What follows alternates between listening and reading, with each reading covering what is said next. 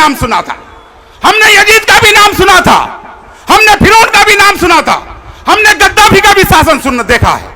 इसीलिए नरेंद्र मोदी जी, उन लोगों का आज कोबर में हड्डी भी नजर नहीं आता होगा। इसीलिए तुम्हारा भी अंतिम संस्कार होगा, लेकिन ये काला कानून अगर तुम लागू करवाते हो तो हिंदुस्तान का 30 करोड़ नहीं, हिंदुस्तान का 110 करोड़ हिंदू भाई नहीं, बल्कि पूरा दुनिया का लोग तुम्हारे ऊपर थूपेंगे। और ऐसे ही हम छोड़ने वाले नहीं हैं। जब देश आजाद हुआ था तो 65,000 मुसलमानों ने जान गंवा करके हमारा इस देश को आजाद किया है। साढ़े 14,000 सिख भाइयों ने शहीद होकर के हमारा इस देश को आजाद किया है। साढ़े 8,000 दलित महादलित भाइयों ने शहीद होकर के इस देश को आजाद किया है। इस काले कानून को ला करके हमारा देश का संविधान को बदलना चाहते हो, हमारा देश का नक्शा को बिगाड़ना चाहते हो। जब तक अंबेडकर का संविधान है, तुम किसी का एक बाल भी बेकार नहीं कर सकते हो। मैं दावे के साथ कहता हूं, यह कानून लगने नहीं दूंगा। हमारे भाई मेरे साथ है, अब तो मुझे दोगुना ताकत हो गया है। इसीलिए मैं नरेंद्र मोदी जी से कहना चाहूंगा, नरेंद्र मोदी जी, ये कौम किसी से नहीं डरता है। ये कौम का अगर सर झुकता है सिर्फ और सिर्फ अल्लाह के आगे। और मैं यकीन दिलाना चाहता हूं, जो हमारा मुसलमान है वो इसके आगे नहीं झुक सकता है। ये इस्लाम का पहचान है, ये दीन का पहचान है। मैं सिर्फ और सिर्फ जो MIM में ज्वाइन किया हूं, हमारे सदर जनाब असदुद्दीन ओवैसी साहब का जो तकरीर था पार्लियामेंट में, बिल फाड़ने का जो काम किया था, उसमें प्रभावित होकर के हमने MIM ज्वाइन किया। और मैं आप लोगों को यकीन दिलाना चाहता हूं कि हमने जब कांग्रेस में रहा तो डंके के चोट पर रहा, और मैं आज ऐलान करता हूं कि मैं MIM में भी अब रहूंगा तो डंके के चोट पर रहूंगा। और मैं आप लोगों से दुआ का दरखास्त करता हूं कि हमारा अगर लाश उठे तो इसी झंडा के तले लाश उठे। अगर कोई सोचता है कि ये पार्टी बदल देगा, तौसीफ आलम दोस्ती भी खुल के करता है तो दुश्मनी भी खुल के करता है। इसीलिए हमने असदुद्दीन ओवैसी साहब से दोस्ती किया है तो खुल के दोस्ती करेंगे इंशाअल्लाह। आज हमारे देश के प्रधानमंत्री कहते हैं कि हमारे देश में मुसलमान पंचर बनाते हैं। मैं चाय वाला का बेटा से कहना चाहता हूं, किसी पर उंगली उठाने से पहले अपने गिरिमा में झांक के देखिए, तुम भी स्टेशन में चाय बेचता था। अगर आज हम पंचर बनाते हैं तो कल का दिन आपको भूलना नहीं चाहिए। और मैं उस दिन कहा था किशनगंज में कि मैं ज्यादा तो पढ़ा लिखा नहीं हूं, लेकिन मैं मंच में आके कहता हूं कि मैं मैट्रिक तक पढ़ा लिखा हूं, मेरा डिग्री दिखाने के लिए मैं तैयार हूं। लेकिन हमने उस दिन कहा था कि अनपढ़ प्रधानमंत्री, क्यों कहा था? आज तक वो डिग्री नहीं दिखाने का काम किया है हमारे माननीय प्रधानमंत्री जी। इसीलिए मैंने कहा था कि आप अनपढ़ प्रधानमंत्री हैं।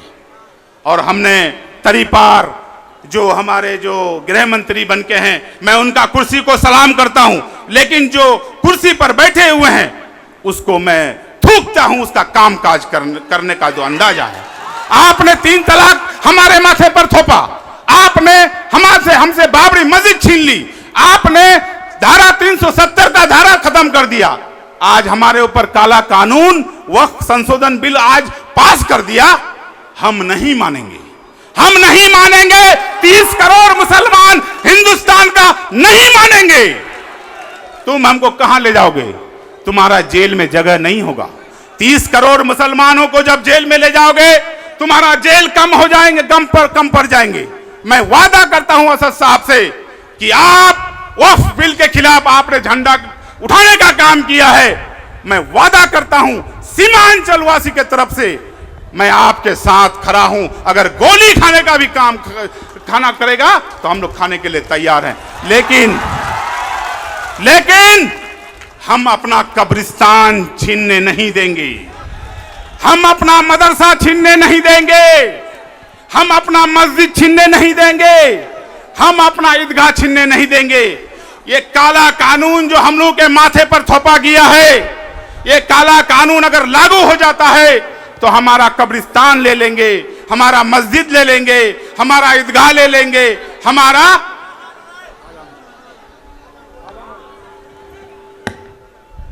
अगर ये काला कानून लागू होता है, अगर हम मरेंगे हमारा कब्रिस्तान में भी हमको पैसा देकर के हमको दफनाया जाएगा।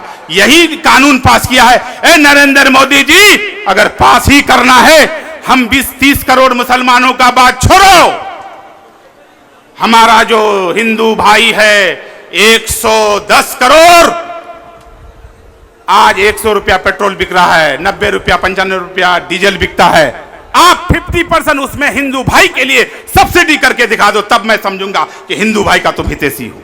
अगर कानून ही पास करना है, अगर कानून ही पास करना है तो गैस सिलेंडर का 50% हमारा हिंदू भाई के लिए लागू करो, तब मैं समझूंगा कि हमारे हिंदू भाई का तुम हितैषी हो। आज हिंदू मुसलमान करके, हमारा हिंदू भाई में लड़ाई करके, हमारा हिंदू भाई मुसलमान भाई में आज जंग पैदा कर दिए हो, ऐसा होने नहीं देंगे।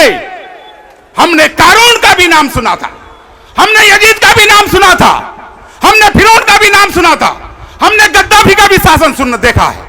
इसीलिए नरेंद्र मोदी जी, उन लोगों का आज कोबर में हड्डी भी नजर नहीं आता होगा, इसीलिए तुम्हारा भी अंतिम संस्कार होगा। लेकिन ये काला कानून अगर तुम लागू करवाते हो तो हिंदुस्तान का 30 करोड़ नहीं, हिंदुस्तान का 110 करोड़ हिंदू भाई नहीं, बल्कि पूरा दुनिया का लोग तुम्हारे ऊपर थूपेंगे। और ऐसे ही हम छोड़ने वाले नहीं हैं। जब देश आजाद हुआ था तो 65,000 मुसलमानों ने जान गंवा करके हमारा इस देश को आजाद किया है। साढ़े 14,000 सिख भाइयों ने शहीद होकर के हमारा इस देश को आजाद किया है। साढ़े 8,000 दलित महादलित भाइयों ने शहीद होकर के इस देश को आजाद किया है। इस काले कानून को ला करके हमारा देश को तुम, हमारा देश का संविधान को बदलना चाहते हो, हमारा देश का नक्शा को बिगाड़ना चाहते हो। जब तक अंबेडकर का संविधान है, तुम किसी का एक बाल भी बेकार नहीं कर सकते हो। मैं दावे के साथ कहता हूं, यह कानून लगने नहीं दूंगा। हमारे भाई मेरे साथ है, अब तो मुझे दोगुना ताकत हो गया है। इसीलिए मैं नरेंद्र मोदी जी से कहना चाहूंगा, नरेंद्र मोदी जी, ये कौम किसी से नहीं डरता है।